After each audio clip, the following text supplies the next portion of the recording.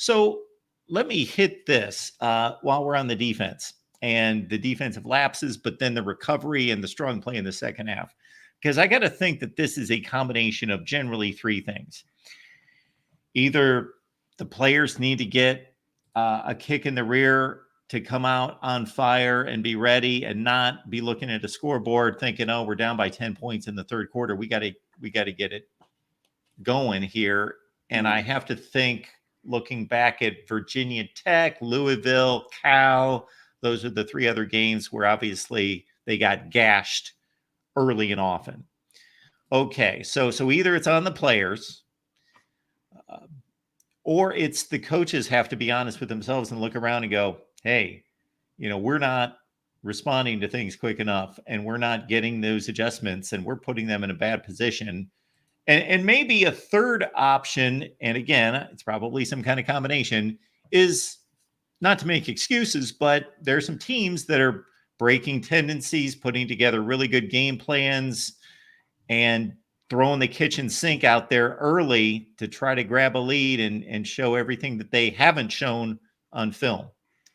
Yeah, I mean, it is a combination of all of them, but, every team that we played, has run things that they have not run against anybody else, even in rivalry games. You know what I mean? Like Louisville, Kentucky, and whatnot. Like there's just, Cal, Justin Wilcox said it. Hey, we did all kinds of different stuff, against Louisville, even having played SMU in a huge game for them the week before.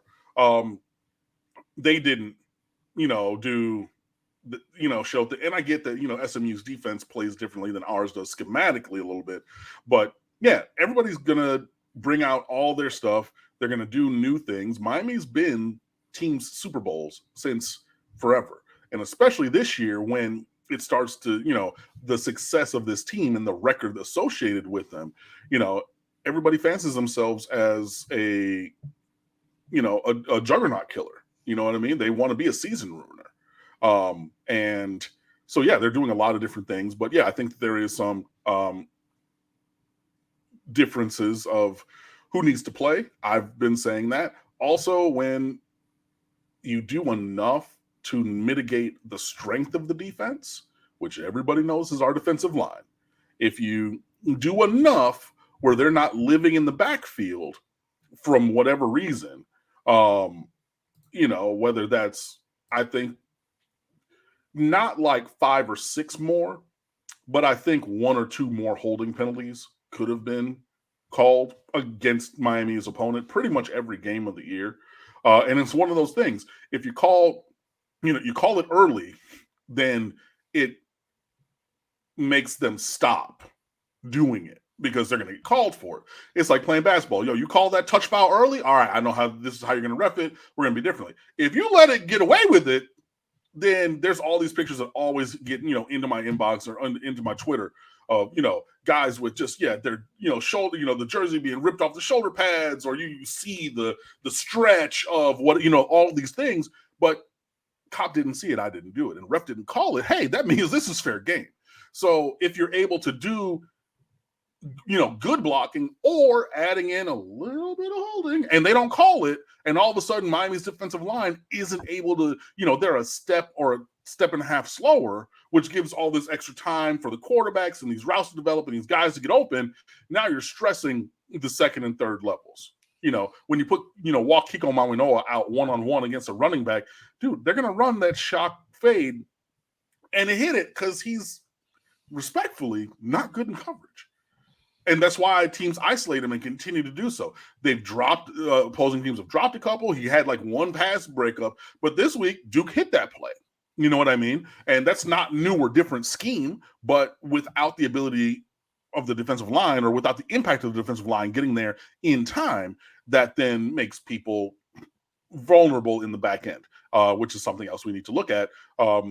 And just, Tyler Barron, I know he's had a lot of pressures, but they haven't turned into sacks, a la my guy Aiden Hutchinson for the Lions, who was leading the league in pressures early, but only had like a couple sacks. But those things matter, that pressure. Him, Reuben Baines, Simeon Barrow, who I don't remember his name getting called on Saturday for the first time this year. Simeon Barrow had a very pedestrian type game. But again, you remove them and it shows the glaring issues in other places on that defense, and those are the things we need to make go better. Falconer TRX, will the late bye week help Miami in the playoff? I think it can help this team just by getting healthier and being able to, do some more advanced scouting from the staff and the players, and just, really shoring up the fundamentals of who we are and what we do well, and also looking at seeing, okay, like what the landscape looks like.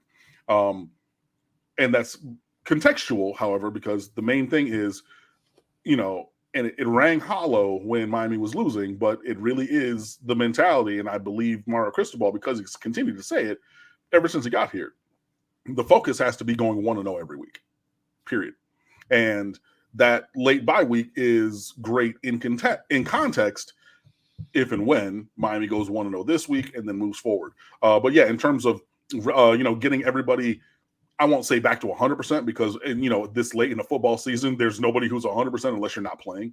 But getting the players who play the snaps in as good a physical shape as possible, and again, gives Damari Brown another week towards working back from his injury that is, taking him basically the entire season.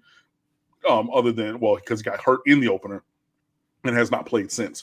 So, yeah, from those standpoints, I do think it will be a help.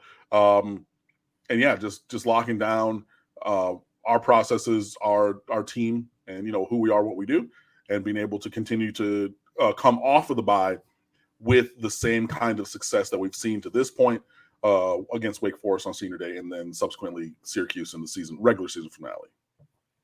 We've got Paolo chiming in with this one.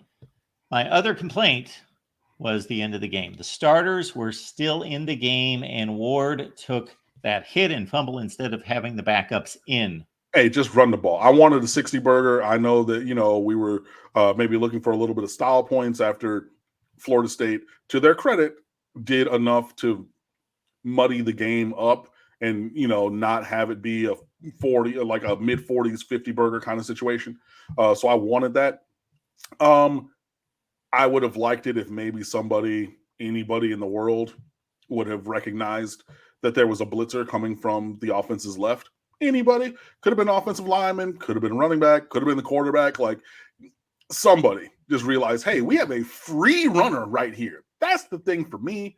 But also, I get your point, Paulo, where we're up by a lot and you leave the starters in, and like we talked about with Jadis Richard, you're one play away from not having Cam Ward, and that was a free runner and everything. So, I mean, and that was, yes, another fumble, but like that blindside hit is going to cause a fumble from quarterbacks more often than not. But yeah, I halfway agree with you.